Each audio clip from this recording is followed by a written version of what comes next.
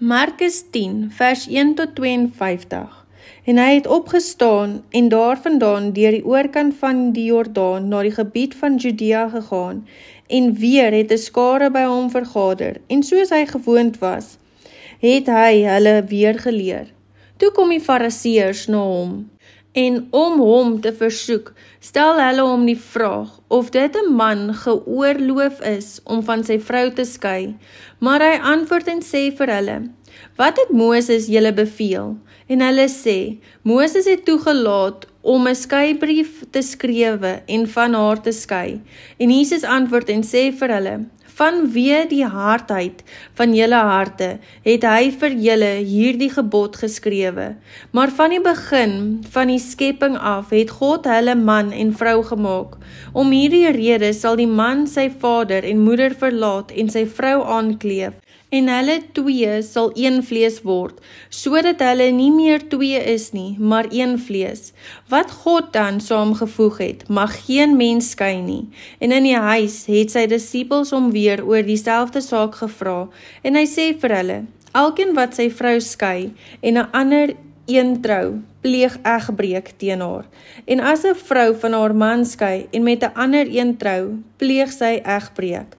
En hulle het kindertjies na hom gebring, dat hy hulle kon aanraak, en die disippels het die wat hulle gebring het bestraf. Maar toe Jesus dit sien, het hy hulle dit baie kwaadlik geneem, en vir hulle gesê, laat die kindertjies na my toe kom, en verhinder hulle nie, want aan sulke behoort die koninkryk van God. Voorwaar ek sê vir julle, elkeen wat die koninkryk van God nie soos 'n kindjie ontvang nie, sal daar nooit ingaan nie.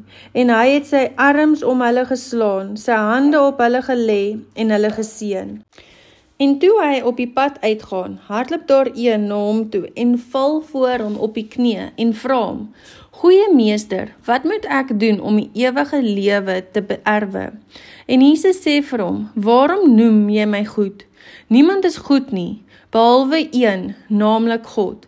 Jy ken die gebooie, jy mag nie egbreek nie, jy mag nie doodslaan nie, jy mag nie steel nie, jy mag geen valse getuienis gee nie, jy mag niemand tekort doen nie, eer jou vader en jou moeder.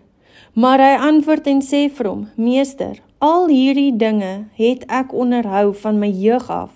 En Jesus het hom aangekyk en hom lief gekry en vir hom gesê, een ding kom jy kort, gaan verkoop alles wat jy het en gee dit aan die armes, en jy sal 'n skat in die hemel hê. Kom dan hier, neem die kruis op en volg my. Maar hy het treurig geword oor die woord en bedroef weggegaan, want hy het baie besittings gehad. Toe kyk Jesus rond en sê vir sy disippels, hoe beswaarlik sal hulle wat goed besit in die koninkryk van God ingaan. En die disippels was verbaas oor sy woorde. Maar Jesus antwoord weer en sê vir hulle, Kinders, hoe swaar is dit vir die wat op hulle goed vertrou om in die koninkryk van God in te gaan? Dit is makliker vir 'n kameel om deur die oog van 'n naald te gaan, as vir 'n ryk man om in die koninkryk van God in te gaan. En hulle was uitermate verslae en het vir mekaar gesê, wie kan dan gered word? Maar Jesus het hulle aangekyk en geantwoord, by mense is dit onmoontlik, maar nie by God nie, want by God is alle dinge moontlik. Toe begin Petrus vir hom te sê, kyk, ons het alles verlaat en u gevolg.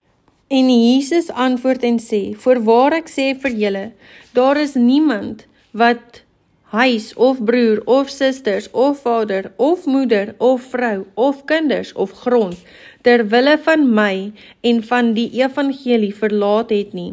Of hy ontvang nou in hierdie tyd 100 maal soveel, huise en broers en susters en moeders en kinders en grond, saam met vervolginge, en in die eeu wat kom, die ewige lewe, maar baie wat eerste is, sal laaste wees, en die wat laaste is, eerste. En hulle was op die pad, terwyl hulle opgaan na Jerusalem, en Jesus het voor hulle uitgegaan, en hulle was verbaas, en terwyl hulle volg, het hulle gevrees. En hy het weer die 12 by hom geneem en aan hulle begin vertel die dinge wat met hom sou gebeur. Kyk, sê hy, ons gaan op na Jerusalem, en die seun van die mens sal oorgelewer word aan die owerpriesters en die skrifgeleerders, en hulle sal hom tot die dood veroordeel en hom oorlewer aan die heidene. En hulle sal hom bespot en hom gesel en op hom spoeg en hom doodmaak, en op die 3de dag sal hy opstaan. En Jakobus en Johannes, die seuns van Zebedeus, het na hom gekom en gesê, Meester, ons wil hê dat u vir ons moet doen wat ons u ook al mag vra. En hy sê vir hulle, wat wil julle hê moet ek vir julle doen? En hulle antwoord hom, gee aan ons dat ons mag sit in u heerlikheid, een aan die regter en een aan die linkerhand. Maar Jesus sê vir hulle, julle weet nie wat julle vra nie. Kan julle die beker drink wat ek drink? En gedoop word met die doop waarmee ek gedoop word? En hulle antwoord hom, ons kan. Maar Jesus sê vir hulle, dis waar, die beker wat ek drink, sal julle drink, en met die doop waarmee ek gedoop word, sal julle gedoop word. Maar om te sit aan my regter en aan my linkerhand, berus nie by my om te gee nie, maar dit is vir hulle vir wie dit berei is. En toe die 10 dit hoor, begin hulle verontwaardig word oor Jakobus en Johannes, maar Jesus het hulle na hom geroep, en vir hulle gesê, julle weet dat die wat gereken word as owerstes van die nasies, oor hulle heers, en dat hulle groot manne oor hulle gesag uitoefen. Maar so moet dit onder julle nie wees nie, maar elkeen wat onder julle groot wil word, moet julle dienaar wees. En elkeen wat onder julle die eerste wil word, moet almal se diensknegt wees. Want die seun van die mens het ook nie gekom om gedien te word nie, maar om te dien en sy lewe te gee as 'n losprys vir baie. En hulle het in Jericho gekom, en toe hy en sy disippels en 'n aansienlike skare uit Jericho uitgaan, sit die blinde man, Bartimeus, die seun van Timeus, langs die pad en bedel. En toe hy hoor dat dit Jesus die Nasarener was, begin hy om uit te roep en te sê, Seun van Dawid, Jesus, wees my barmhartig. En baie het hom bestraf, dat hy moet stil bly. Maar hy het al harder uitgeroep, Seun van Dawid, wees my barmhartig. En toe gaan Jesus staan en sê dat hy geroep moes word.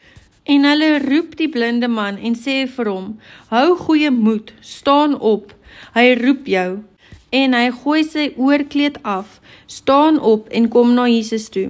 En Jesus antwoord en sê vir hom, wat wil jy hê moet ek vir jou doen? En die blinde man sê vir hom, Rabboni, dat ek mag sien. En Jesus sê vir hom, gaan, jou geloof het jou gered. En dadelik het hy gesien en Jesus op die pad gevolg.